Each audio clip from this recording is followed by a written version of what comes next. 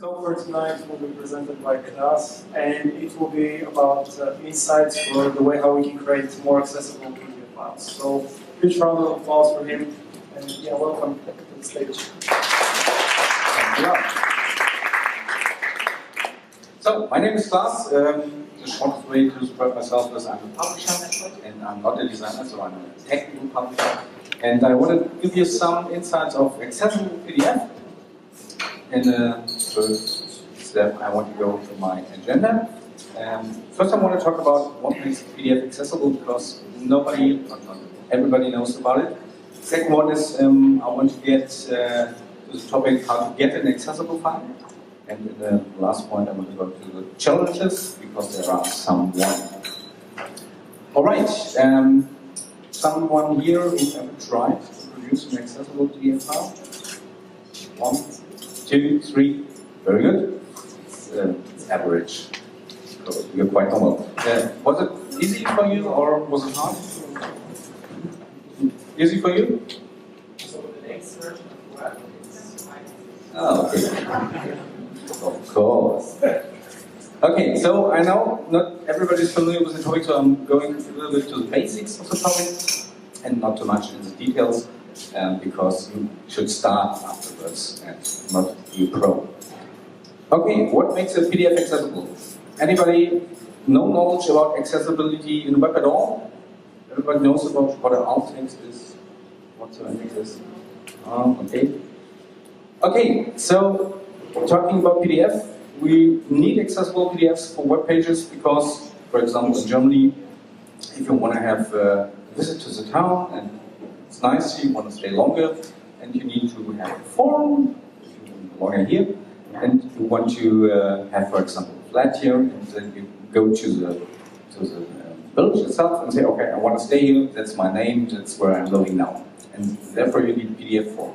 Normally, wait is PDF form, and if you, for example, have some accessibility issues, you need a form that, for example, readable. And most bad thing about PDF is it looks always the same way. So if you have, for example, A4 paper, for example, and you want to have it on your smartphone, it's not easy to read. And it looks always the same way. And that's the source of the format. It was invented to have always the same layout. And at the moment, that's the biggest problem of the format, because everybody knows you have a smartphone, you have a tablet, you have a huge screen like here, for example, and it always fits the same way. And that's bad. And to make such things accessible, you need to know what makes a PDF accessible, and not everybody knows what accessible PDF means. And if you take, for example, Bing, we are here at Microsoft, so you use Bing to search on the web, say, okay, accessible PDF, give me some infos. I think the most topics on the first page will be Acrobat help. And then you go inside and say, okay, what's accessible PDF? And then you have about 50% is bullshit. It's really bullshit, old stuff. So don't read it.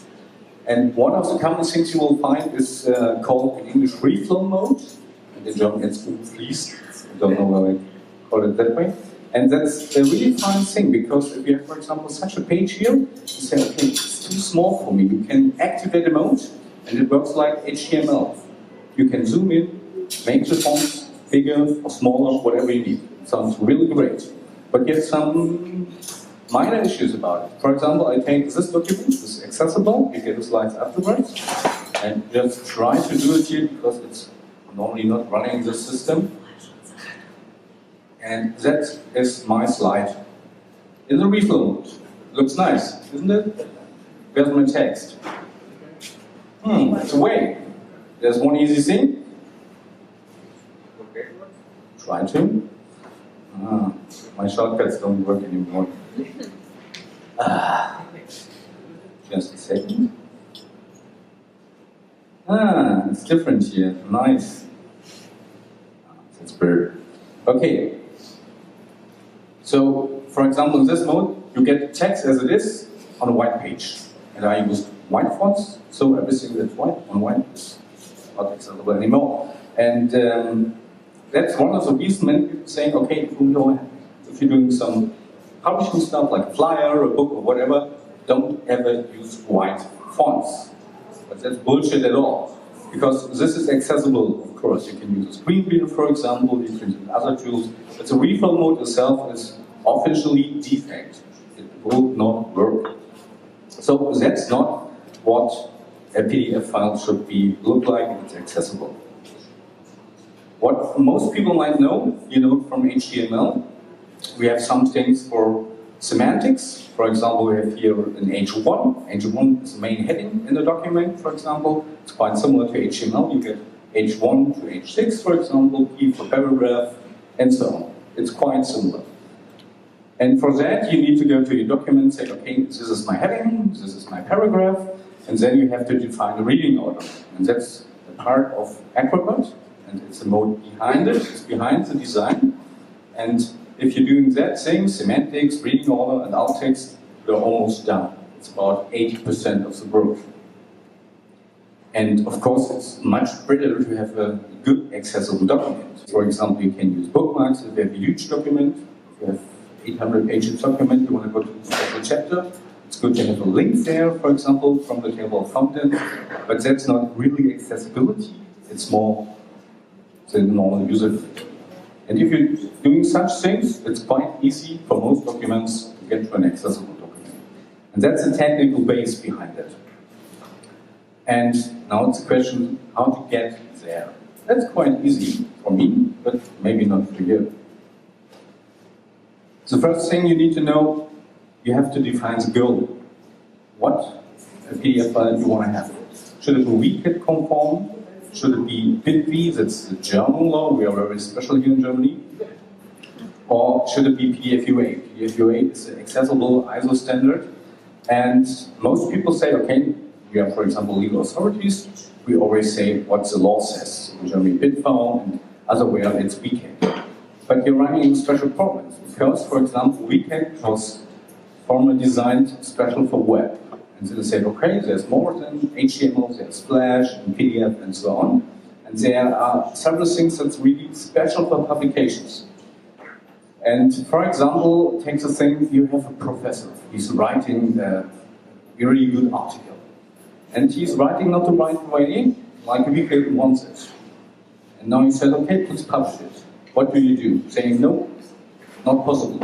Please rewrite your stuff. It's quite impossible. The other thing many legal authorities are confronted with is, for example, you have old papers and you want to make them accessible now. What did you do if somebody was writing yellow on white? You can't kill the author, maybe he's dead already. But you can't touch the document. What do you do?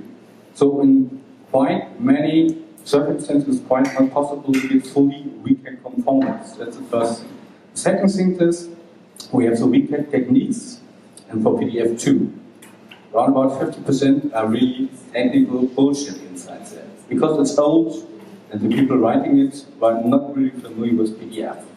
So if you're following the WCAG techniques, you will not get to a fully compliant WCAG document, and maybe not to a compliant PDF itself. That's the fact at the moment now. If you have chosen one, I would prefer PDF-UA because it's the easiest way. You need to have a tool that supports tag PDF. Let's take, for example, Word. That supports it, for example. Let's take Google Docs. As we saw, where's it, Tim? Tim, you use Google Docs, or Google Slides in this case. It does not really support tag PDF. So if you want to have an accessible slide afterwards, you can't use it, sorry. There are add-ons now, but in the normal stuff you wouldn't use it. So that's for many people a hard choice, running to the cloud and saying, oh right, yes, here, quite good. And then you have to do an accessible document and you're out. And the hardest thing in all the right things I'm mentioning is use the tools the right way. Many people know, okay, I want to have a job, but inside say, oh, knowledge about Office. Yeah, got it. Running inside, do you know really Office, how it works the right way? Most people don't. And I have seen the crazy stuff people doing with Word, for example. So on lines and lines and lines. Oh, that's a table, nice. Everything's in. And if you compare it, it's a little bit like in the web area about accessibility 10 years ago. Yeah? We have tools that are quite okay, but the users, some years behind. And now it needs a little bit more knowledge, some more tools, and then it's quite easy to get there. And now I will show you what are the hidden treasury things you need to know about it. For example, most people don't use templates. People, I know from the university, for example, people writing their papers there, open up an empty document, start writing. It's all formatted standard. Oh, I need a heading. What do I do? Mark it, make it bigger. Yeah, blue. Right, I have a heading. No, you don't. So first thing, for example, use templates. In Word, for example, there are many templates there. They're quite good in, for example, accessibility issues. The next thing that's much more important, use styles. In Word, for example, you have predefined styles. Heading 1, heading 2, heading 3, so on. Everything's there. Just use it. And if you don't like how it looks, just change it. But most people don't know about it. And the last thing, that's more in the direction for designers, for example, use the things as you know it, but adapt your purpose. For example, many people using webdings, windings, to have a little smiley there or a phone icon. But what is when a PDF inside, you have this little phone icon, and then somebody's not able to see and uses the screen reader. What comes out? For example, if you use the webdings phone icon, I think it's called a little n. You want to have a phone number, it's an n, 030. What bullshit's that? The next thing is, it's quite easy to have long German words. It's quite easy. But if you have not enough space, you have to make somewhere a happenation. What do? Minus enter. That's good. Yeah, of course.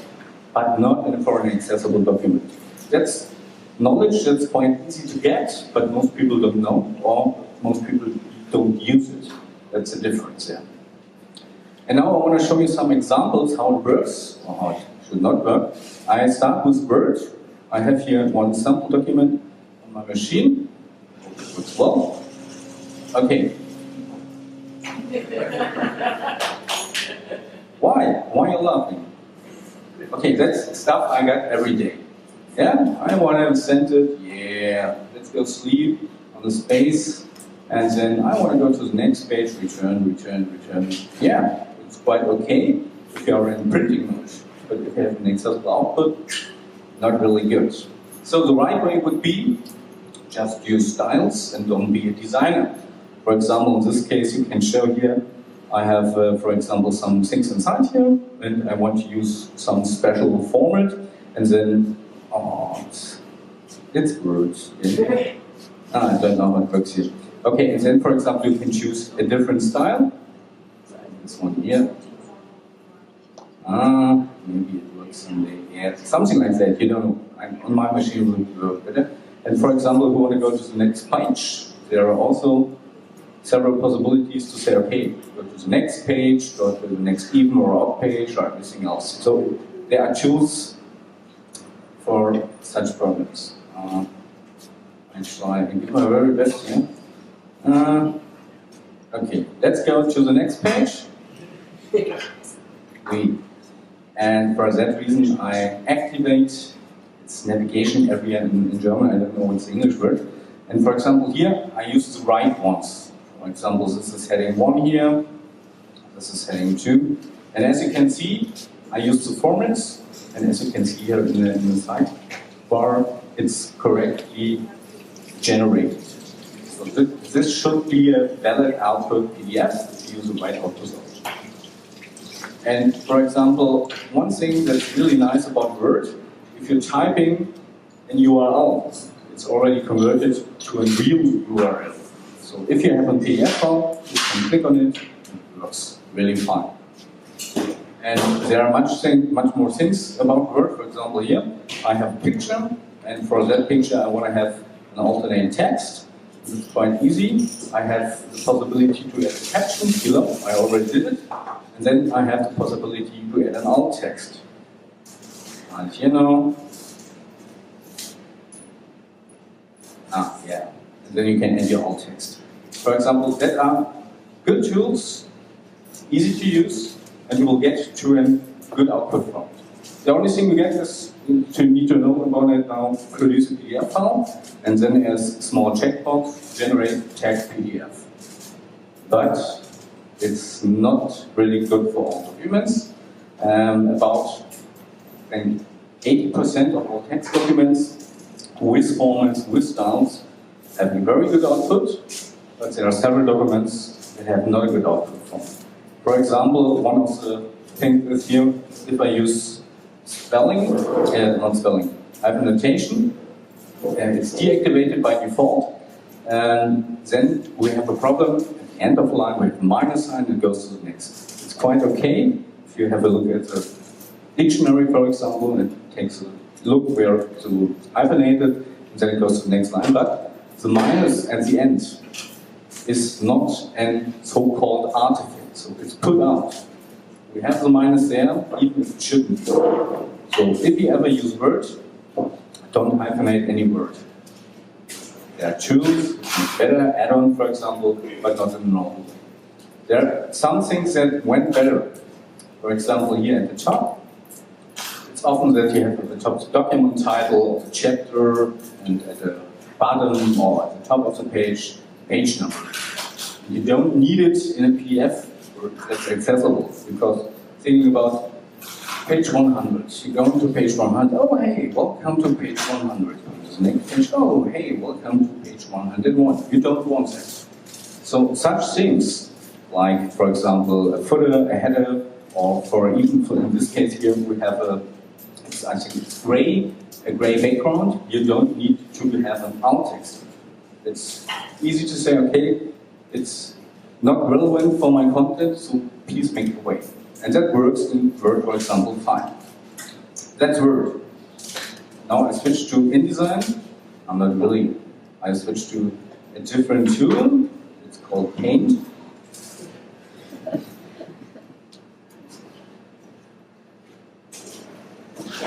Yeah. And that's, for example, a screenshot of InDesign. And in InDesign, it's a little bit more complicated because you don't have styles. If you open a document, there is no style. You have to define it. About 10% of designers do it the right way. 50% don't know what the style is. Start really low there. And there are several changes. For example, in the background, you can see that's a flyer. I can show you the PDF file of the flyer. And in normal cases, like most web pages do, you would start at the top of the left, and then go to the right and to the bottom. But in this case, for example, it's a folded flyer. So you would start on the right side. You need to tell the tool, please start on the right side. And then please go to the next page, and then go back, something like that. Most people don't know about it. They are not aware of a reading order. What is a reading order? Why do we need it? And for example, such documents, the main reason why they are not accessible is not that people don't know, they are not aware of it. That's the biggest problem in this case.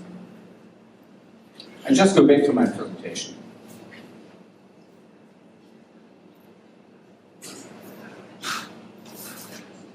Okay, the last thing you need to know, and that's quite hard too, you need to check the results. I had a workshop last year in Munich, and what was it?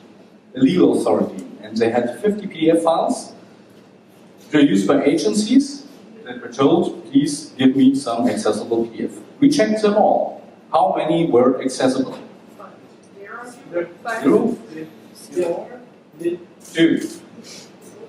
So, but it was a request, please give me an accessible file. And 50 went back, yeah, they are accessible, and 2 were. That's quite normal. So please check the results. There's a free tool, PDF Accessibility Checker. That's quite good. It's free, only for Windows.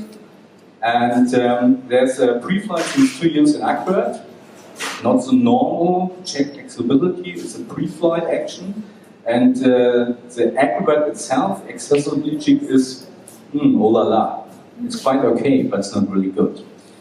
And the last thing, it's a little bit like WCAG. There's called Meetup protocol. It's a long checklist. What do we need to know? Have correct alt text, for example, have the correct semantics, and so on. But that's quite easy to get through. But if you do it, and you want to have an accessible file, use that tool, you will see it never works perfect, mostly. So at the moment, it's quite okay. You use Word, you produce a document, but everything is fine. And now we come to some challenges. Quite much is similar to HTML, all things that you know. But there's a big difference, and that's quite hard for many people dealing with this topic outside. PDF is a document, and HTML is a website. For example, if you have a contract, it's normally a document. It's not a web page. And that's a difference in the mind, it's a difference how the content is produced.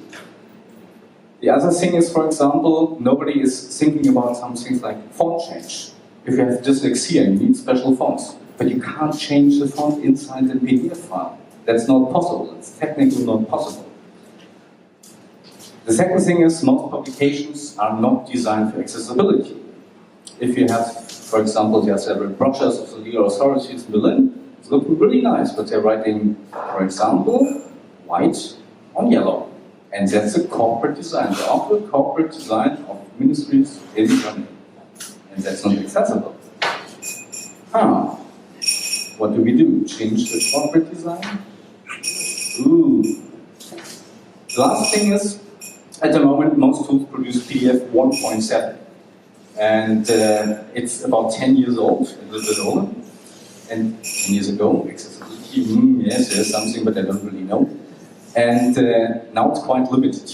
There are several easy things never went into this standard. And since 2 years ago, we have PDF 2.0, and first companies started to implement it, but it's not widely accepted at the market at the moment. Then we have several changes. And for the next slide, for example, that's classical stuff at the moment. For example, if you have heat maps, other complicated diagrams or formulas, we don't have SVG, we don't have MarsML. We have a figure, a picture. What do you do? What's an alt text for such a diagram there? Looking nice, Germany with colored dots. It's not equal access. But at the moment we are limited. In, for example, HTML, you can deal with several problems like that. For example, okay, go inside, change it. For example, if you have a misspelled word, just go inside the HTML source code, change it, everything's ready. It will not work in PDF, because you can't go in the PDF and change the words there. PDF is not a layer format. So the workflows are different in this topic. So I will finalize with some conclusions. If you have a normal text document, it's quite easy to get 80% of the things you know. For example, semantics is one of the easiest things to get. Brief flow is quite easy in Word because you start at the first page and you end at the last. All that tools have problems. It's InDesign, it's Word, everything you use. Nothing is perfect there. But for the most things, it's quite okay. And my eyes, 100% don't need to be reached. Because if you have a creepy source file, not Word, it's InDesign, for example, what do you do if there's a bug inside? Do you spend hours fixing the bug? I don't really know. If you want to know some more things about it, there are two resources. There are much more, but two main resources. One is pdfa.org, it's a webpage of the PDF Association. They are dealing with such things. They are developing, for example, the PDF UA standard, or one of the core facts. And the second thing, I'm dealing with the topic about 10 years now, and I never found one really good source. Page writing about alt text, and there's a page writing about headings, and so on. And so I decided to write a book. It's not published yet, but as far as I know, that's the only book in the market in the whole world dealing with all of the topics. But it's not published yet. It's German only. So. Okay, thanks a lot. Any questions?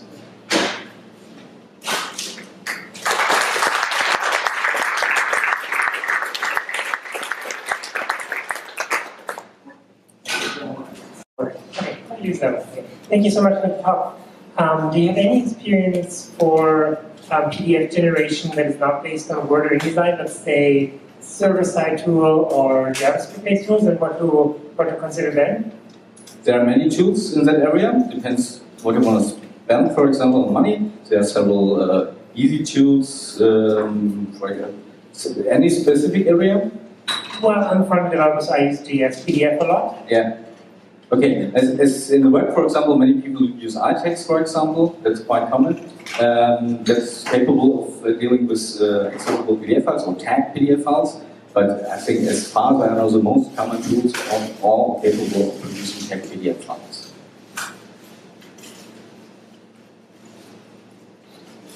Thanks for the talk. Really, really interesting. Two questions. So I'm a web developer, so when I need to make a PDF document, like a resume, for example, I make a website and then use the browser print function to make it into PDF. Right?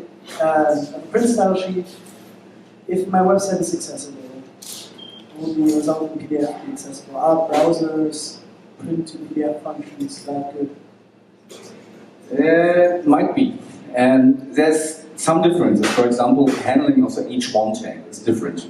Because you have a normal on a web page for the first heading, but you have a publication type on the PDF. So that's one of the biggest differences. And there are several things that's supported by HTML, but not by PDF. That depends on the engine you use for transforming HTML to PDF, if it's supported or not. For example, caption is one example. When I was in uni, I used to use LaTeX to write the business.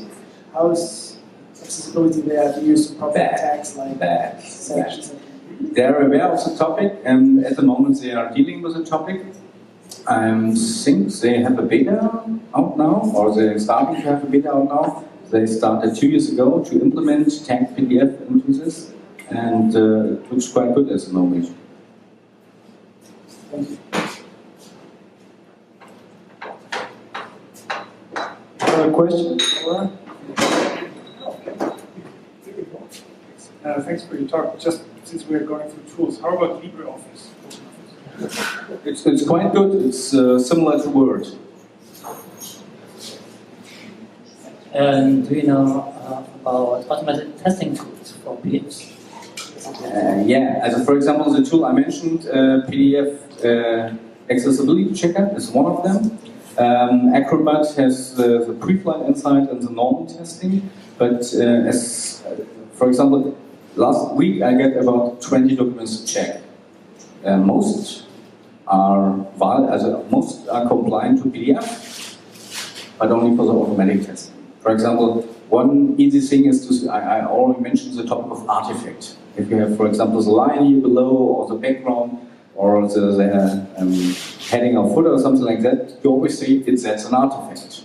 But you can put an artifact on things and questions too, which many people do if they're running into trouble, saying, oh, it's hide stuff, artifact, artifact, artifact, artifact. The craziest document I got was about 40 pages, and the only thing was left, page 1, page 2, and the rest was away. And you will never find that by automated testing.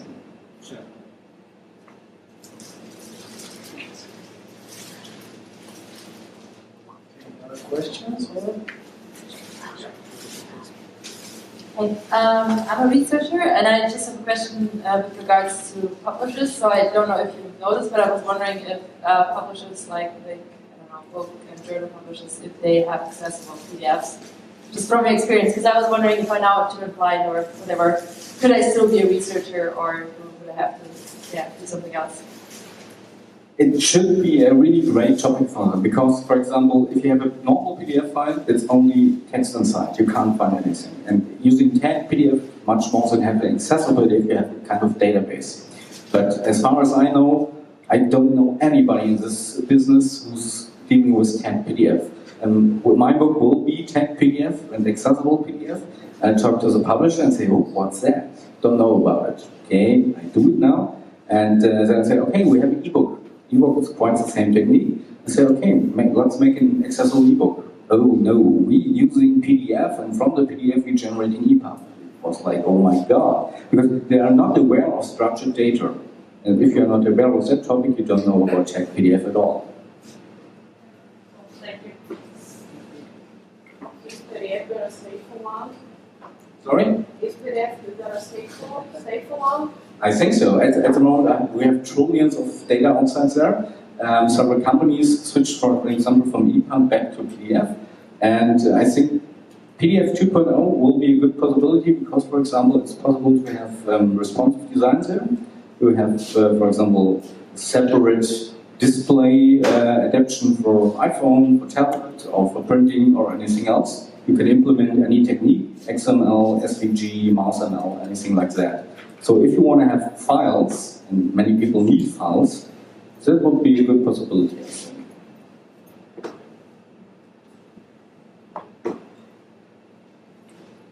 Okay. Thank you, Klaas. That was a very practical talk. We enjoyed it. So again, applause for Klaas.